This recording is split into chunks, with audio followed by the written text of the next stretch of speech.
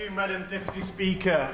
If you indulge me, as a lifelong Liverpool supporter, I would like to congratulate Liverpool and Arne Slot for winning the Premier League, and Arne in his first season as manager. Now, this is my first season in Parliament, and I hope to follow in his footsteps, but I don't know what the parliamentary equivalent of winning the Premier League is. So, Madam Deputy Speaker, I welcome this bill.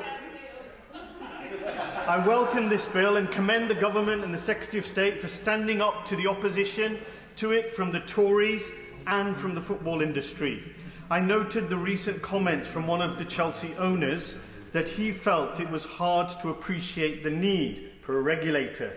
Speaking from a point of view of an overseas owner of an English football club, he might not see such a need, but I can assure him football fans who are having to pay increasingly extortionate ticket prices to see Premier League games do see a need.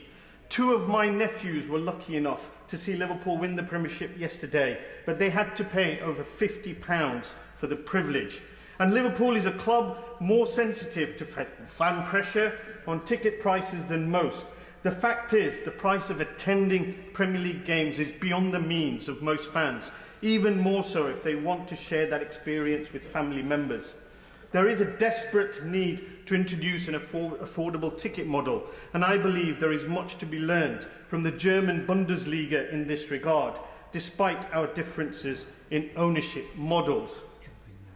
The current model of regulation is not working for the fans, but it is also not working for the long-term interests of the clubs either. It is remarkable that if a professional football clubs were treated like any other business, most would go bust tomorrow as their loans were called in. I will give way. I'm grateful to the honourable member. I agree wholeheartedly with all that he has got to say, but will the member join me in congratulating Blackburn Rovers for their outstanding community work, especially in the work they do to support young boys and girls from all backgrounds in football. Their commitment to inclusivity and development at the grassroots levels is truly commendable.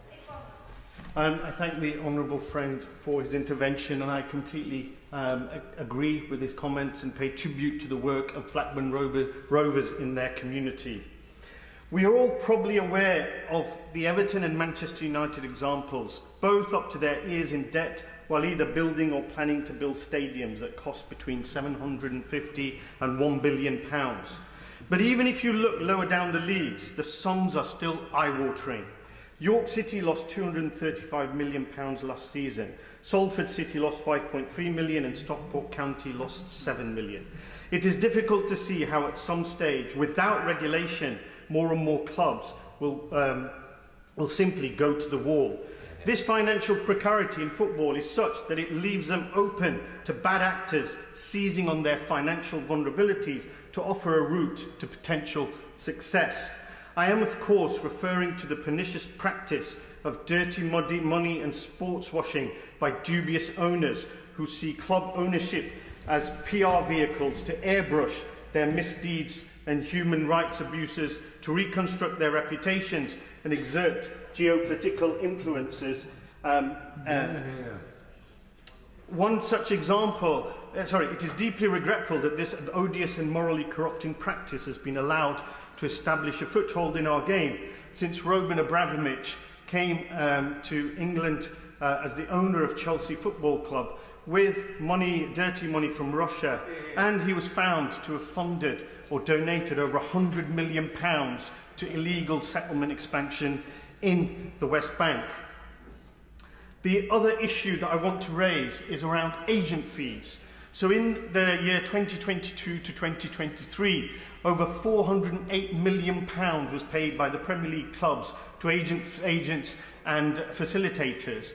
And in the Football League, over £65 million was paid to agent fees. Now, some agents are acting on behalf of both the player and the club, and they are receiving the remuneration from both. If that's not a conflict of interest or a potential bribe, I don't know what is. So I would encourage the government to look at this very strongly and try and stop as much money going to agents and going back into grassroots football. Thank you very much.